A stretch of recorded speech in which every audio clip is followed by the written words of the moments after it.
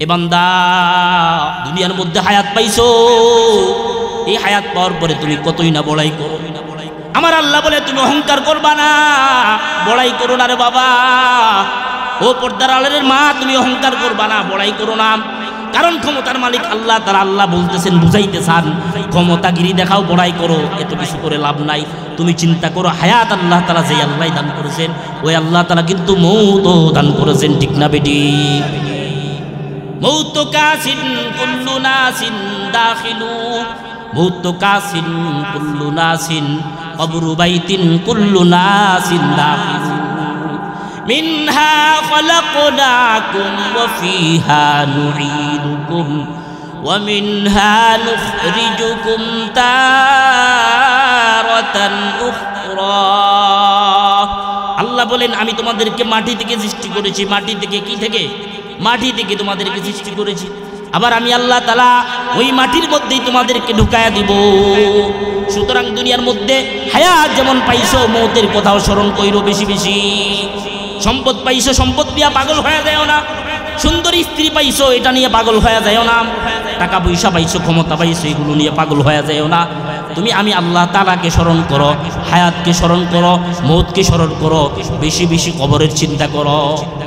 হযরত উমর, হযরত আবু বকর, হযরত উসমান রাদিয়াল্লাহু তাআলা আনহু দুনিয়ার মধ্যে জান্নাতের সার্টিফিকেট পাইছেন কি ভাই? জান্নাতের সার্টিফিকেট পাওয়ার পর কোনোদিন আবু বকরের মধ্যে অহংকার দেখা যায় নাই, বরত্ব দেখা যায় নাই। মরবেন যে এই চিন্তা সদা সর্বদা সাহাবায়ে কেরামের মধ্যে ছিল। উসমান রাদিয়াল্লাহু তাআলা আনহু কবরের পাশে দাঁড়ায়া কান্না করতেন, আয় আল্লাহ, এই কবরের মধ্যে আমিও তো একদিন আসবো। জানি না এই কবরবাসীদের উপর কেমন হালত চলতেছে। আবারও জানি এই কবরের মধ্যে যখন আমি আসি আমার কি হালত হবে। এই কবর জানি আমার সাথে খারাপ আচরণ করে কিনা, এই কবর কি আমার সাথে ভালো আচরণ করে কিনা। বারবার ওমর, উসমান, বেশি বেশি উসমান রাদিয়াল্লাহু তাআলা আনহু আসতেন কবরের কাছে, আইসা বেশি বেশি চিন্তা করতেন মৌতের কথা। আজকে দেখা যায় আমাদের মধ্যে কোনো কবরের চিন্তা নাই, ফিকির নাই। আমার মন মতো আমি চলতেছি, আমার জিন্দগি আমি অতিবাহিত করতেছি, কিন্তু কিভাবে যায় আমার জীবন আমি কোনোদিনও চিন্তা করি না। জীবনের 40টা বছর পার হয়ে গেছে, বাবা তুমি একদিনও চিন্তা করো নাই আমার কবরের সামান জোগাড় করতে হবে, মৃত্যুর জন্য আমাকে তৈরি হইতে হবে। একদিনও পর্যন্ত আমরা কোনোদিনও চিন্তা করিনি। বহু মানুষ, এ যুবক ভাই, এরে পর্দার আড়ালের মা, তোমার জীবনের পর্দা নাই, তোমার ভিতরে কোনো শরীয়তের কোনো ভালাই নাই। তুমি যেমনে মন চায় এমনে চলো, পর্দা করো না। স্বামীর হক আদায় করো না, সন্তানদের হক আদায় করো না। তুমি মোবাইল নিয়ে পাগল হয়ে যাও। এই গুনাহ নিয়ে যদি কবরে যাও, জীবনে এক ওয়াক্ত নামাজ পড়ো না। শীতকাল আসছে, এক ওয়াক্ত ফজরের নামাজ তুমি উঠো না। যেই ব্যক্তি এভাবে জীবনটাকে অতিবাহিত করে দিবে, যে মা বোনরা এভাবে জীবনটাকে অতিবাহিত করে দিবে, পর্দা নাই, নামাজ নাই, রোজা নাই, হজ নাই, যাকাত নাই, স্বামীর খেদমত নাই, সন্তানের খেদমত নাই, পরিবারের খেদমত নাই, শ্বশুর শাশুড়ির খেদমত নাই, আল্লাহ তাআলা তখন কিন্তু পরিস্থিতি খারাপ হয়ে যাবে। যারা বেনামাজি হয়ে কবরে যাবে, যারা ফজর নামাজ কাজা করে ফজর থেকে নিয়ে জোহর পর্যন্ত তাদের কবরের মধ্যে আযাব হইতে থাকবে, সব দংশন করতে থাকবে। এভাবে জোহরের নামাজ কাজা করার কারণে জোহর থেকে আসর পর্যন্ত তাদের কবরের মধ্যে সাপ দংশন করতে থাকবে, আর বলবে আমি তোর ওই নামাজ, যে নামাজ ছেড়ে দিয়েছিলি। এভাবে আসর কাজা করার কারণে, মাগরিব কাজা করার কারণে, এশার নামাজ কাজা করার কারণে বারবার আমাকে দংশন করতে থাকবে। এ কারণে হায়াত পাইছি, মৌতেরও চিন্তা করা দরকার, মুহূর্তে সামান জোগাড় করা দরকার, বেশি বেশি আল্লাহর কাছে দোয়া করা প্রয়োজন। আয় আল্লাহ, আমাকে মুমিনের ঘরে জন্মদান করেছেন, আমাকে আপনি ঈমান দান করেছেন, আমি যেন ঈমানের সঠিক কথাগুলো, ঈমানের যে শর্ত শারায়াত আছে এগুলো যেন আমি সব সময় পালন করতে পারি। এজন্য বেশি বেশি ফিকির করা, বেশি বেশি চিন্তা করা। যদি আমি চিন্তা করি কবরের ভয় করি, আমি যদি মৌতের চিন্তা করি, মৌতের ভয় করি, তাইলে দেখা যাবে আমি গুনার কাজ করব না। मैं आशिक़ मौला हूँ मेरा इश्क दीवाना, मैं आशिक़ मौला हूँ मेरा इश्क दीवाना, ई जुमला जहाँ जिसकी तजल्ली से उजाला, ई जुमला जहाँ जिसकी तजल्ली से उजाला। अल्हम्दुलिल्लाह, সকলে জোরে সোরে বলে আলহামদুলিল্লাহ। যে রব্বে কায়নাত আমাদেরকে আজকে হাজারো কোটি মানুষ থেকে বাছাই করে মোহাব্বত করে ভালোবেসে বহু মানুষের বহু সন্তানকে আল্লাহ তাআলা আজকে এই মুবারক মজলিস চিনামুরা হযরত আব্দুল্লাহ ইবনে আব্বাস রাদিয়াল্লাহু তাআলা আনহু নুরানি হাফিজিয়া ইসলামিয়া মাদ্রাসা ও এতিমখানার উদ্যোগে আয়োজিত মাহফিলে আসার বসার তৌফিকটুকু দিয়েছেন। ওই রব্বে কায়নাতের দরবারে সকলে অন্তঃস্থল থেকে আওয়াজকে উজাড় করে দিয়ে সকলেই গায়ের শক্তিটুকুনকে বের করে দিয়ে আল্লাহকে আমরা আল্লাহর প্রশংসা করি। সকলেই বলি আলহামদুলিল্লাহ। আল্লাহ তাআলার প্রশংসা করলে আল্লাহ খুশি হয়। দুনিয়ার মানুষের প্রশংসা করলে মানুষ কি বেজার হয় না খুশি হয়? খুশি হয়। তো আমার রবের প্রশংসা করলে আমার আল্লাহ খুশি হন। এ কারণেই রবের প্রশংসা করবে। দুনিয়ার মানুষের প্রশংসা করলে একবার দুইবার তিনবার প্রশংসা করলে সে বুঝে ফেলে যে আব্দুর রহিম আমার কাছে প্রশংসা করে আমার একবার করছে দুইবার করছে আবার যায় তিনবারের বেলা আমার প্রশংসাই করতেছে, তার মানে ডালমে কুচ কালায় এই জায়গার মধ্যে আমার পাম দিতেছে কোনো কিছু করার জন্য, ঠিক না বেঠিক? কিন্তু আমার রব এমন এক আল্লাহ, আমার রবের যত প্রশংসা আমার বান্দা করে, আমার রব বলে আমার যত প্রশংসা করে আমি তার আমুল্লামায় নেক লিখতে থাকি, আমি আল্লাহ তাআলা খুশি হয়ে যায়। মানুষের প্রশংসা করলে, মানুষ একবার প্রশংসা করলে দুইবার তিনবার প্রশংসা করলে মানুষ বলে আমার সে প্রশংসা করে না পাম দেয় আমারে। আমার রব বলে আমার প্রশংসা যত করে আমি আল্লাহ তাআলা খুশি হয়ে যায়। আল্লাহ তাআলা খুশি হয়ে আমি আল্লাহ তাআলা তার উপর নিয়ামত বর্ষণ করি। আল্লাহ তাআলার নিয়ামত আমরা ভোগ করি, রবের নিয়ামত আমরা পাই। রবের বলেন রবের নিয়ামত পাইছো তো শুকরিয়া আদায় করো। আল্লাহ তাআলা জানায় দেন লাইন শাকারতুম লাযিদান্নাকুম ওয়া লাইন কাফারতুম ইন্না আযাবি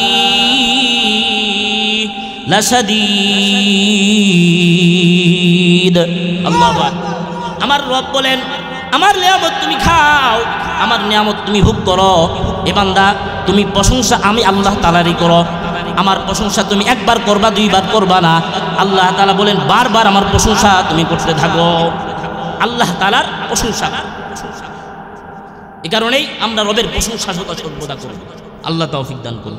আপনাদের সামনে কুরআনুল কারীমের প্রসিদ্ধ একটি সূরা 29 নম্বর পারায় অবস্থিত সূরা মুলক। এই সূরা মুলক থেকে তেলাওয়াত করেছি।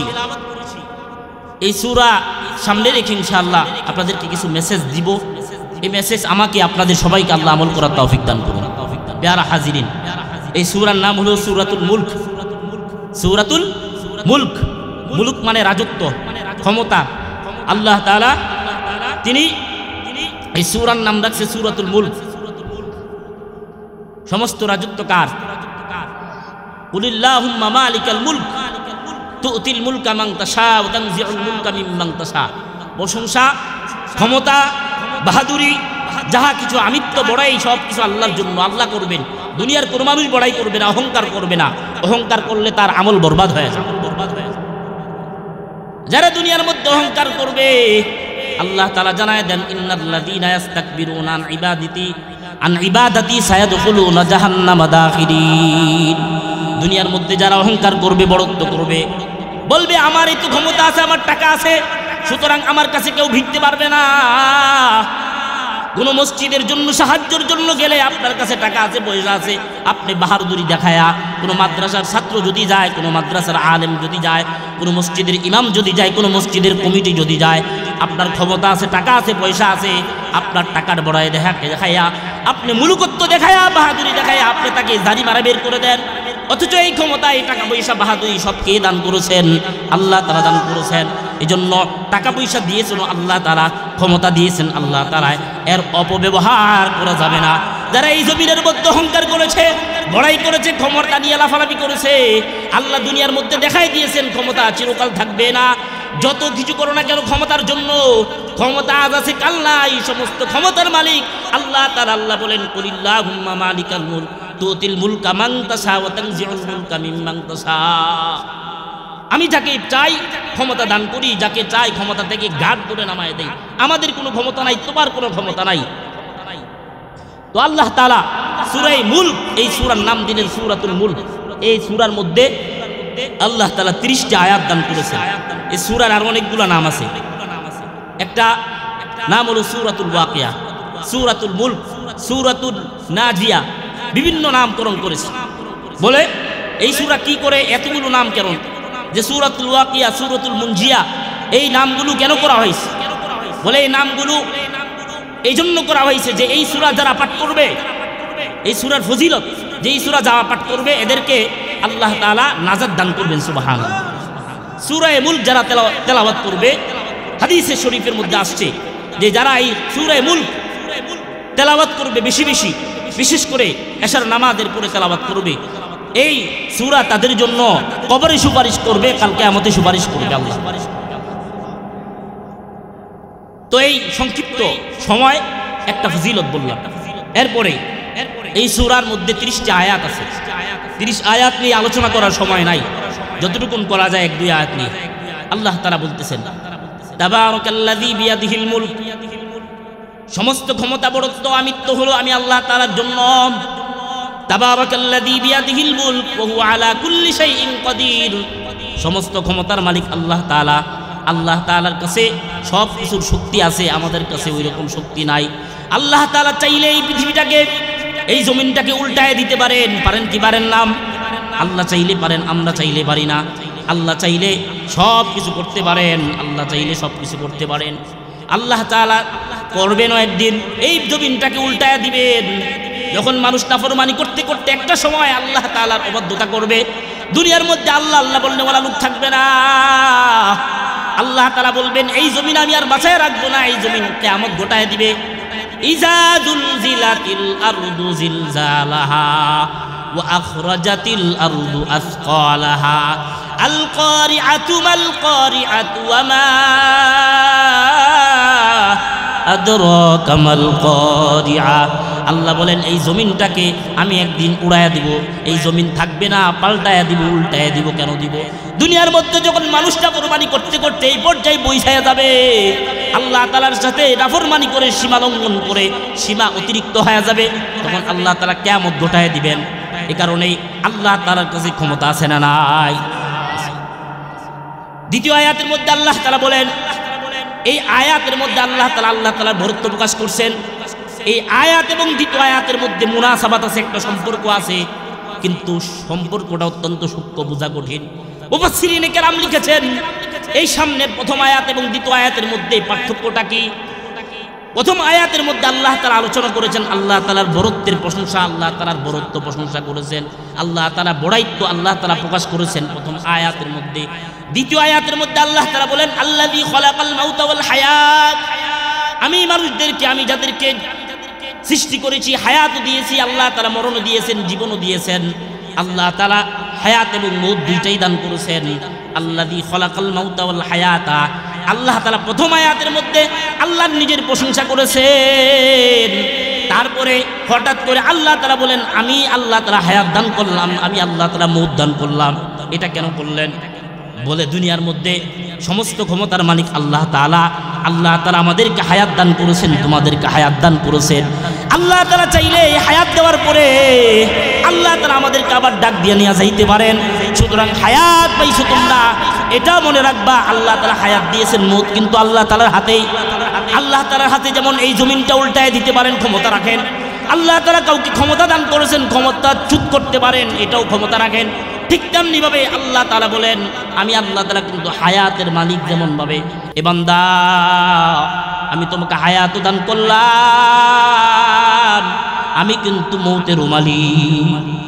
দুনিয়ার মধ্যে হায়াত পাইছো, এই হায়াত পাওয়ার পরে তুমি কতই না বড়াই করো। আমার আল্লাহ বলে তুমি অহংকার করবা না, বড়াই করো না রে বাবা।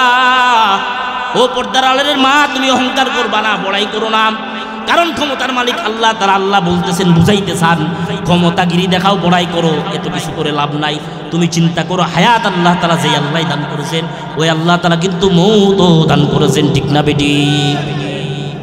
মউত কাসিন কুল্লু নাসিন দাখিলু, মউত কাসিন কুল্লু নাসিন কবরু বাইতিন কুল্লু নাসিন দাখিলু। মিনহা খলাকনাকুম ওয়া ফিহা নুঈদুকুম ওয়া মিনহা নুখরিজুকুম তারাতান উখরা। আল্লাহ বলেন আমি তোমাদেরকে মাটি থেকে সৃষ্টি করেছি, মাটি থেকে কি থেকে? মাটি থেকে তোমাদেরকে সৃষ্টি করেছি। আবার আমি আল্লাহ তাআলা ওই মাটির মধ্যেই তোমাদেরকে ঢুকায়া দিব। সুতরাং দুনিয়ার মধ্যে হায়াত যেমন পাইছো, মৌতের কথাও স্মরণ কইরো বেশি বেশি। সম্পদ পাইছো, সম্পদ দিয়া পাগল হয়ে যাও না। সুন্দর স্ত্রী পাইছো, এটা নিয়ে পাগল হয়ে যাও না। টাকা পয়সা পাইছো, ক্ষমতা পাইছো, এগুলো নিয়ে পাগল হয়ে যাও না। তুমি আমি আল্লাহ তাআলাকে স্মরণ করো, হায়াতকে স্মরণ করো, মৌতকে স্মরণ করো, বেশি বেশি কবরের চিন্তা করো। হযরত ওমর, হযরত আবু বকর, হযরত ওসমান রাদিয়াল্লাহু তাআলা আনহু দুনিয়ার মধ্যে জান্নাতের সার্টিফিকেট পাইছেন কি ভাই? জান্নাতের সার্টিফিকেট পাওয়ার পর কোনোদিন আবু বকরের মধ্যে অহংকার দেখা যায় নাই, বরত্ব দেখা যায় নাই। মরবেন যে এই চিন্তা সদা সর্বদা সাহাবায়ে কেরামের মধ্যে ছিল। ওসমান রাদিয়াল্লাহু তাআলা আনহু কবরের পাশে দাঁড়ায়া কান্না করতেন, আয় আল্লাহ, এই কবরের মধ্যে আমিও তো একদিন আসবো। জানি না এই কবরবাসীদের উপর কেমন হালত চলতেছে, আবারও জানি এই কবরের মধ্যে যখন আমি আসি আমার কি হালত হবে। এই কবর জানি আমার সাথে খারাপ আচরণ করে কিনা, এই কবর কি আমার সাথে ভালো আচরণ করে কিনা। বারবার ওমর, ওসমান, বেশি বেশি ওসমান রাদিয়াল্লাহু তাআলা আনহু আসতেন কবরের কাছে, আইসা বেশি বেশি চিন্তা করতেন মৌতের কথা। আজকে দেখা যায় আমাদের মধ্যে কোনো কবরের চিন্তা নাই, ফিকির নাই। আমার মন মতো আমি চলতেছি, আমার জিন্দগি আমি অতিবাহিত করতেছি, কিন্তু কিভাবে যায় আমার জীবন আমি কোনোদিনও চিন্তা করি না। জীবনের 40টা বছর পার হয়ে গেছে, বাবা তুমি একদিনও চিন্তা করো নাই আমার কবরের সামান জোগাড় করতে হবে, মৃত্যুর জন্য আমাকে তৈরি হইতে হবে। একদিনও পর্যন্ত আমরা কোনোদিনও চিন্তা করিনি। বহু মানুষ, এ যুবক ভাই, এরে পর্দার আড়ালের মা, তোমার জীবনের পর্দা নাই, তোমার ভিতরে কোনো শরীয়তের কোনো ভালাই নাই, তুমি যেমনে মন চায় এমনে চলো, পর্দা করো না, স্বামীর হক আদায় করো না, সন্তানদের হক আদায় করো না, তুমি মোবাইল নিয়ে পাগল হয়ে যাও। এই গুনাহ নিয়ে যদি কবরে যাও, জীবনে এক ওয়াক্ত নামাজ পড়ো না, শীতকাল আসছে এক ওয়াক্ত ফজরের নামাজ তুমি উঠো না। যেই ব্যক্তি এভাবে জীবনটাকে অতিবাহিত করে দিবে, যে মা বোনরা এভাবে জীবনটাকে অতিবাহিত করে দিবে, পর্দা নাই, নামাজ নাই, রোজা নাই, হজ নাই, যাকাত নাই, স্বামীর খেদমত নাই, সন্তানের খেদমত নাই, পরিবারের খেদমত নাই, শ্বশুর শাশুড়ির খেদমত নাই, আল্লাহ তাআলা তখন কিন্তু পরিস্থিতি খারাপ হয়ে যাবে। যারা বেনামাজি হয়ে কবরে যাবে, যারা ফজর নামাজ কাজা করে ফজর থেকে নিয়ে জোহর পর্যন্ত তাদের কবরের মধ্যে আযাব হইতে থাকবে, সব বঞ্চন করতে থাকবে। এভাবে জোহরের নামাজ কাজা করার কারণে জোহর থেকে আসর পর্যন্ত তাদের কবরের মধ্যে সাপ দংশন করতে থাকবে, আর বলবে আমি তোর ওই নামাজ, যে নামাজ ছেড়ে দিয়েছিলি। এভাবে আসর কাজা করার কারণে, মাগরিব কাজা করার কারণে, এশার নামাজ কাজা করার কারণে বারবার আমাকে দংশন করতে থাকবে। এ কারণে হায়াত পাইছি, মৌতেরও চিন্তা করা দরকার, মৌতের সামান জোগাড় করা দরকার, বেশি বেশি আল্লাহর কাছে দোয়া করা প্রয়োজন। আয় আল্লাহ, আমাকে মুমিনের ঘরে জন্মদান করেছেন, আমাকে আপনি ঈমান দান করেছেন, আমি যেন ঈমানের সঠিক কথাগুলো, ঈমানের যে শর্ত শারায়াত আছে এগুলো যেন আমি সব সময় পালন করতে পারি। এজন্য বেশি বেশি ফিকির করা, বেশি বেশি চিন্তা করা।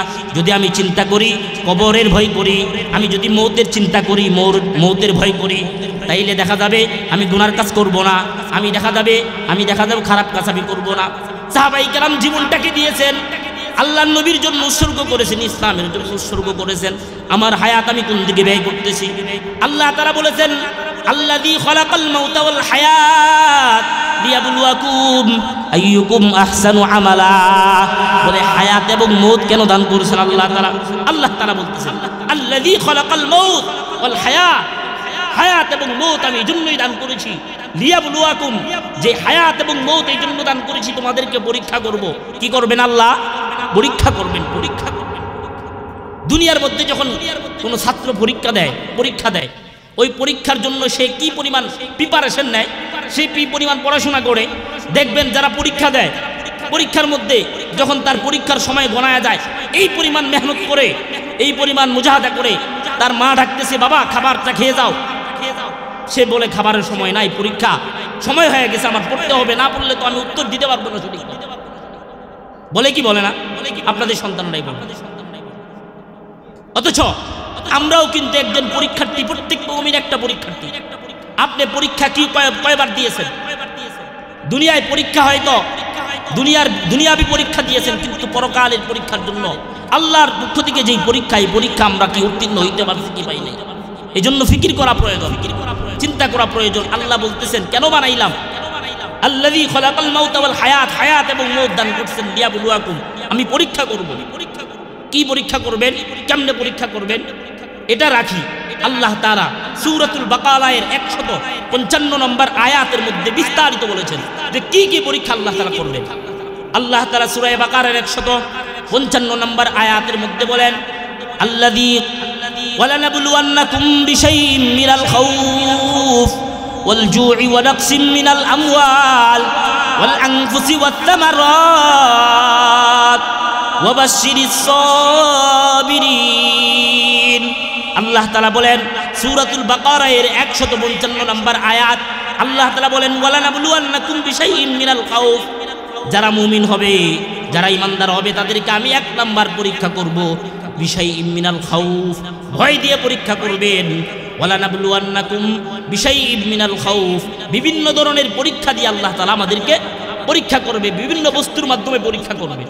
আমার ঈমানের পরীক্ষা নেবেন, আমাকে আল্লাহ তাআলা সম্পদ দিয়া পরীক্ষা করবেন, আবার সম্পদ নিয়া পরীক্ষা করবেন, আমাকে ছেলে সন্তান দিয়া পরীক্ষা করবেন, আবার আমার থেকে সন্তান নিয়ে যাবেন, হঠাৎ করে নিয়ে যাবেন, 10 বছরের বাচ্চা, 2 মাসের বাচ্চা, 1 মাসের বাচ্চা আল্লাহ তাআলা, অথবা এমনও হইতে পারে যে মাত্র সন্তান আসছে, মার সাথে একটু কান্না করছে আবার চলে গেছে। কঠিন মুহূর্ত না? পরীক্ষা কি কঠিন, পরীক্ষা কি পরীক্ষা, কঠিন পরীক্ষা। এই পরীক্ষা যখন আসবে বলে এটা মুমিনের পরীক্ষা, ধৈর্য ধারণ করতে। ওয়ালানাবলুওয়ান্নাকুম বিশাইইম মিনাল খাউফ, সূরা বাকারার 155 নম্বর আয়াত আমাদের প্রমাণ করেছে যে পরীক্ষা আসবে বিশাইইম মিনাল খাউফ, বিভিন্ন বিষয়ে বিভিন্ন বস্তুর মাধ্যমে পরীক্ষা করবে। এখানে কোনো বস্তুর নাম ধরে নাই যে তোমাকে সন্তান দ্বারা পরীক্ষা করব। শাইউন মানে বস্তু, বিভিন্ন বস্তু হইতে পারে, বিভিন্ন জিনিস হইতে পারে। তো আল্লাহ তাআলা আমাদের পরীক্ষা নেবেন। আল্লাহ তাআলা বলেন 2 নম্বরে পরীক্ষা নেবেন কিসের মাধ্যমে, ওয়াল জু, আল্লাহ তাআলা ক্ষুধা দিয়া পরীক্ষা নেবেন। ক্ষুধার সময় যদি কারো হয়ে যায়, পেটের মধ্যে ক্ষুধা লাগে, মানুষ ক্ষুধা অনেক ধরনের হইতে পারে। 1 নম্বরে পেটের ক্ষুধা, 2 নম্বরে টাকা পয়সার ক্ষুধা, 3 নম্বরে ধন সম্পদের ক্ষুধা, 3 নম্বরে লোভ লালসা ক্ষমতার ক্ষুধা, অনেক ধরনের ক্ষুধা হইতে পারে, খিদা হইতে পারে। তো আল্লাহ তাআলা বিশেষভাবে এটাকে এখানে যেটা উদ্দেশ্য নিয়েছেন ওয়াল জু, আল্লাহ তাআলা ক্ষুধার মাধ্যমে পরীক্ষা নেবেন। মানুষ যখন খিদা লেগে যায় তখন দেখবেন সে সামনে যা পায় তাই খায়, আর যখন দেখবেন পেটের মধ্যে ক্ষুধা নাই, মেজবানির মধ্যে যায়ও দেখা যায় তার পেটের মধ্যে গুস্ত পোলাও কুরমা আছে, শ্বশুর বাড়ির যায় দেখা যায় গুস্ত কুরমা পোলাও বিভিন্ন ধরনের আল্লাহ তাআলা তার সামনে নিয়ামত দিয়া দিয়েছেন, সে কিন্তু খাইতে চায় না। আল্লাহ তাআলা বলেন বান্দা আমি কিন্তু তোমাকে পরীক্ষা নিব ক্ষুধার মাধ্যমে। এই ক্ষুধা মানুষের যখন এসে যায়, বহু মানুষ দেখবেন এভাবে বাস স্ট্যান্ডের মধ্যে, রেল স্টেশনের মধ্যে ক্ষুধার তাড়নায় ময়লার স্তূপ থেকে মানুষ যা পায় টোকাইরা তাই নিয়ে খায়। কিন্তু কেন খায় তার মধ্যে বিবেক আছে, বুদ্ধিও আছে, কিন্তু কেন খায়? ময়লার স্তূপ থেকে ময়লা লাগানো জিনিসটাও কিন্তু উঠায় খায়, শুধুই মাত্র পেটের ক্ষুধা থাকার কারণে খায়, অন্য কোনো কারণে কিন্তু খায় না রে বাবা। এই ক্ষুধা আমাদেরকে একটা পরীক্ষা, কিন্তু এটা এই কারণে এই পরীক্ষায় কিন্তু উত্তীর্ণ হইতে হবে। এই পেটের মধ্যে আল্লাহ তাআলা ক্ষুধা দান করবেন। ক্ষুধার সময় মন যা চাই তাই খাওয়া যাবে না, সামনে যা আসছে তাই কিন্তু খাওয়া যাবে না। সামনে আপনার দেখা যাবে মদ আসছে, আপনি কি খাইবেন নি? সামনের মধ্যে কুরমা পোলাও আসছে, কিন্তু টাকা হলো সুদের, আপনি কি খাবেন? খাবেন না। ইমানদার খাইতে পারে না, বেঈমান খাবে, নাস্তিক মুরতাদ খাবে। যাদের মধ্যে ঈমানের ভয় নাই, কবরের ভয় নাই, মরণের ভয় নাই, তারা কিন্তু খাবে। তারা ঘুষের টাকা কিন্তু দিয়া খাবার সামনে আসছে, এটাও কিন্তু খেয়ে ফেলবে। আল্লাহ বলেন না না না, আমি কিন্তু পরীক্ষা করতেছি। খাবার সামনে আসছে ঠিক, কিন্তু এটা হারাম টাকায় উপার্জিত খাবার, তোমার জন্য রিজিক আসছে, তোমার ক্ষুধা লাগছে ঠিক আছে, তুমি একটু ধৈর্য ধারণ করো। যারা ক্ষুধার সময় ধৈর্য ধারণ করবে, বিপদে ধৈর্য ধারণ করবে, বিভিন্ন সময় ধৈর্য ধারণ করবে, আল্লাহ বলেন ইন্নাল্লাহা মা'আস সাবিরিন।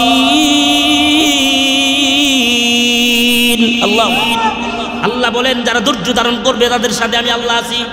দুনিয়ার কেউ থাক আর না থাক, যারা ধৈর্য ধারণ করবে তাদের সাথে আমি আল্লাহ তাআলা আছি। আল্লাহ তাআলা বলেন ধৈর্য ধারণ করো।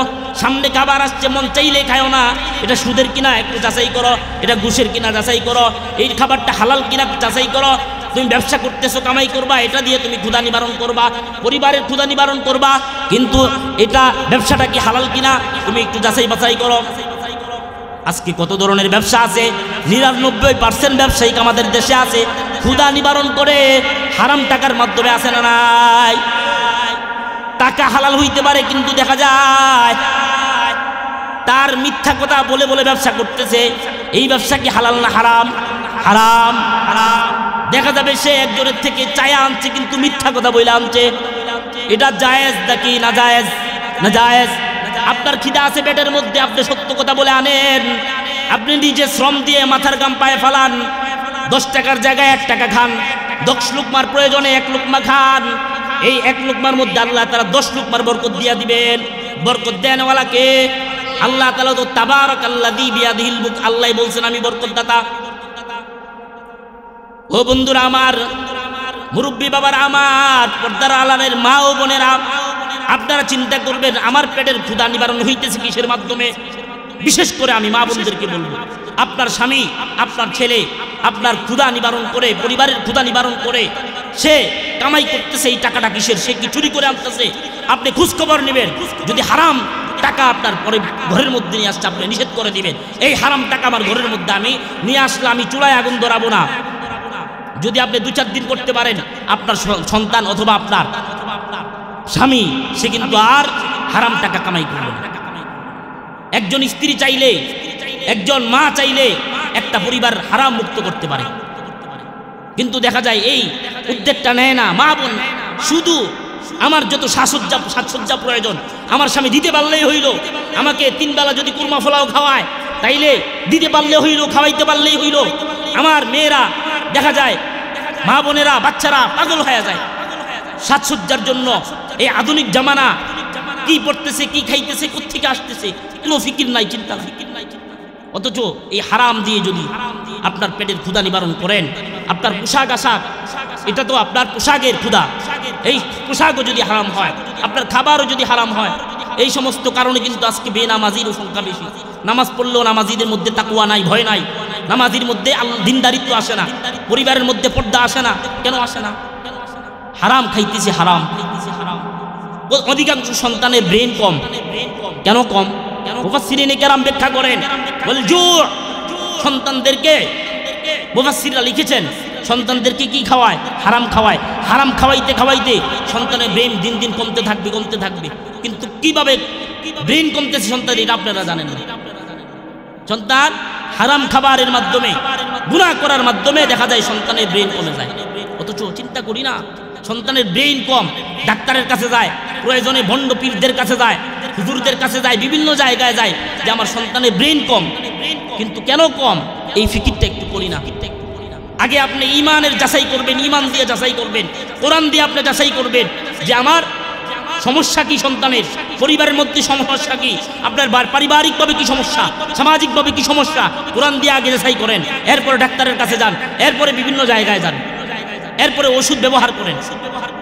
তাইলে আল্লাহ তাআলা বলতেছেন ওয়াল জু, আল্লাহ তাআলা ক্ষুধার মাধ্যমে আমাদেরকে পরীক্ষা করবেন। এই ক্ষুধার কারণে মানুষ মন চায় যা চায়, যা পায় তাই কিন্তু খায়। এই কারণে যা মন চায়, যা সামনে পাই তাই কিন্তু খাওয়া যাবে না। যদি আমি খাই তাইলে কিন্তু অবস্থা খারাপ হয়ে যাবে। হযরত আবু বকর সিদ্দিক রাদিয়াল্লাহু তাআলা আনহু যখনই কোনো খাবার খাইতেন চিন্তা করতেন, ফিকির করতেন, খাবার খাইতেন। একদিন তার খাদেম তার কাছে খাবার নিয়ে আসছেন, দূর থেকে সফর থেকে আসছেন। হযরত আবু বকর সিদ্দিক রাদিয়াল্লাহু তাআলা আনহু পেটের অধিক ক্ষুধার কারণে আবু বকর সিদ্দিক রাদিয়াল্লাহু তাআলা আনহু সহ্য না করতে পেরে খাবারটাকে তাড়াতাড়ি মুখের মধ্যে দিয়ে দিয়েছে। বা সাথে সাথে তার খাদেম জিজ্ঞেস করলো, ও খলিফাতুল মুসলিমিন, আপনি তো বারবার আমাকে জিজ্ঞেস করতেন খাবারের সময় এই খাবার কি হালাল না হারাম, কিন্তু আজকে তো জিজ্ঞেস করলেন না। বলে আমার তো অধিক ক্ষুধার কারণে আমি এই খাবার খেয়ে ফেলেছি। বলে এই খাবার তো হালাল কিনা আমি জানি না, তবে আপনাকে জানাই দেই এটা একটা সদকার মাল, আপনি কি খাবেন কি খাবেন না। হযরত আবু বকর সিদ্দিক রাদিয়াল্লাহু তাআলা আনহু সাথে সাথে ভিতর থেকে বমি করে পর্যন্ত খাবারটা ফেলে দিয়েছেন। সুবহানাল্লাহ। এই হলো আমাদের উত্তরসূরি, এই হলো আমাদের অনুসারী। আজকে কাকে অনুসরণ করেন আপনি? নাস্তিক, মুরতাদ, বেঈমান, ভণ্ড পীরদেরকে আমরা অনুসরণ করি, যাদের কোরআন হাদিসের কোনো জ্ঞান নাই, যাদের কাছে পুটলা লইয়া যাইতে পারলে ভালো, আপনাকে কোনো কোরআনের জ্ঞান দিবেন না, হাদিসের জ্ঞান দিবে না, ইসলামের সঠিক বুঝ আপনাকে দিবে না। প্যারা হাজিরিন, বুঝতে হবে সর্বপ্রথম কোরআনের কাছে যাবেন। তো আল্লাহ তাআলা বলতেছে ওয়ালজু, খোদা দিয়ে আমাদেরকে বিপদ গেছে, এটা পরীক্ষা করতেছেন আল্লাহ তাআলা। মুফাসসিরিনে কেরাম লিখেছেন যে ওয়ানাকসিম মিনাল আমওয়াল, দুনিয়ার মধ্যে মাল, আমাদের সন্তান নাদি, এটাও আমাদের মালের অন্তর্ভুক্ত। আমাদের টাকা পয়সা আমাদের মালের অন্তর্ভুক্ত, আমাদের জায়গা জমি এগুলো মালের অন্তর্ভুক্ত। বিভিন্ন ব্যাখ্যা মুফাসসিরিনে কেরাম লিখেছেন, সব ব্যাখ্যা আপনাদের সামনে বলার সময় নাই, আজানের সময় হয়ে গিয়েছে। তো আমাদের মালের নুকসান হবে, ক্ষতি হবে, হলে কি হবে? আমি কি পেরেশান হয়ে যাব, পাগল হয়ে যাব? না, মুমিন তো ধৈর্য ধারণ করবে। আগের আয়াত আল্লাহ জানায় দিয়েছেন, ইয়া আইয়ুহাল্লাযীনা আমানুস্তাঈনু বিস-সাবরি ওয়াস-সালাহ। আল্লাহ বলেন, হে ঈমানদারগণ, ইস্তাঈনু, ধৈর্য ধারণ করো। কেমনে ধৈর্য ধারণ করবা? তুমি কি পাগল হয়ে যাইবা? অসুস্থ হয়ে গেছো, তুমি কি করবা? তুমি কি দৌড়াইয়া ডাক্তারের কাছে যাইবা? তোমার আল্লাহ তাআলা সম্পদ নিয়ে গেছে, তুমি কি বিপদের মধ্যে পড়ছো, এই কারণে তুমি আল্লাহ তাআলা ভক্তে থাকবা, আল্লাহ তাআলাকে গালি দিতে থাকবা? না না, আল্লাহ বলেন ইয়া আইয়ুহাল্লাযীনা আমানু ইস্তাঈনু বিস-সাবরি ওয়াস-সালাহ। দুই জিনিসের মাধ্যমে যে আল্লাহ তাআলা মাল দিয়েছিলেন, ওই আল্লাহ তাআলা নিয়ে গেছেন, এর পেরেশানির কোনো কারণ নাই। ইস্তাঈনু বিস-সাবরি ওয়াস-সালাহ, এক নাম্বার ধৈর্য ধারণ করো, দুই নাম্বার নামাজ আদায় করো। নামাজের মাধ্যমে এবং কিসের মাধ্যমে? সবর করার মাধ্যমে তুমি আল্লাহর কাছে ধৈর্য ধারণ করো। যদি তুমি ধৈর্য ধারণ করতে পারো, আল্লাহ বলেন ইন্নাল্লাহা মা'আস-সাবিরিন। ইয়া আইয়ুহাল্লাযীনা আমানুস্তাঈনু বিস-সাবরি ওয়াস-সালাহ। যারা ধৈর্য এবং নামাজের মাধ্যমে বিপদে আপদে, বালা মুসিবতের মাধ্যমে বিভিন্নভাবে তারা বিপদের মধ্যে পড়লে আমি আল্লাহ তাআলার নিকট সাহায্য চাবে, তখন আল্লাহ তাআলা তার প্রতি রাজি খুশি হয়ে যাবে। হয়তো আপনার 1 লক্ষ টাকা চলে গেছে, সামনের মাসে দেখবেন আপনার আল্লাহ তাআলা 1 লক্ষের পরিবর্তে হাজার টাকা আপনাকে দিয়ে দিতে পারেন কি পারেন? আল্লাহ তাআলা একটা ছোট্ট রোগ দান করেছেন, কিন্তু আপনি বুঝতেছেন না। আমার একটা গরু মারা গেছে, হয়তো দাম 50,000 টাকা, কিন্তু আল্লাহ তাআলা এই একটা গরুর মাধ্যমে আপনি কিন্তু সামনে এমন পরিস্থিতি ছিল, আপনি অ্যাক্সিডেন্ট হইয়া দুনিয়ার থেকে চলে যাওয়ার কথা ছিল, কিন্তু আমার রব আপনাকে শুধুমাত্র একটা গরু আল্লাহ তাআলা দুনিয়ার থেকে নিয়ে গেছেন, নিয়ে আপনার হায়াতটাকে আল্লাহ তাআলা লম্বা করে দিছে। আমরা কিন্তু বুঝি না, আমাদের বিবেক কম, আমাদের ব্রেন কম, কোরআন হাদিসের জ্ঞান কম। এজন্য ভাই ও পর্দার আড়ালের মা ও বোনেরা, আমাদের চিন্তা করতে হবে বিপদ আসে কেন, বালা মুসিবত কেন আসে, যদি আসে তাইলে কি করতে হবে? আল্লাহ তাআলা পরে আয়াতে জানায় দেন, আল্লাযীনা ইযা আসাবাতহুম মুসিবাতুন ক্বালু, আল্লাহ বলেন ক্বালু ইন্না লিল্লাহি ওয়া ইন্না ইলাইহি রাজিউন। আল্লাহ বলেন যখন তোমাদের নিকট কোনো বালা মুসিবত আসে, তখন তোমরা সকলে পড়ো ইন্না লিল্লাহি ওয়া ইন্না ইলাইহি রাজিউন। মরলে কি করি আমরা? ইন্না লিল্লাহি ওয়া ইন্না ইলাইহি রাজিউন। শুধু মরলেই পড়ি, কিন্তু বালা মুসিবত বিপদ আপদ আসলে আল্লাহ বলে সব ক্ষেত্রেই বড়, আমরা মরলে পড়ি, নাইলে আর কোনোদিন মুখে আনি না। আল্লাহ বলেন সব ক্ষেত্রে তোমরা কি করো? ইন্না লিল্লাহি ওয়া ইন্না ইলাইহি রাজিউন। এই কারণেই আমরা সব ক্ষেত্রেই বিপদ আসলো ইন্না লিল্লাহি ওয়া ইন্না ইলাইহি রাজিউন। একটা খারাপ সংবাদ শুনলাম, ইন্না লিল্লাহি ওয়া ইন্না ইলাইহি রাজিউন আমরা সব সময় পড়ব। তো আপনাদেরকে এই সূরা মুলকের দ্বিতীয় আয়াত এবং প্রথম আয়াতের মধ্যে যে সংক্ষিপ্ত তাফসীর আপনাদেরকে শোনালাম, আল্লাহ তাআলা এই কথাগুলোর উপর আমাকে আপনাকে সবাইকে আল্লাহ আমল করার তৌফিক দান করুন। আমিন। ওয়া আখিরু দাওয়ানা আলহামদুলিল্লাহি রাব্বিল আলামিন।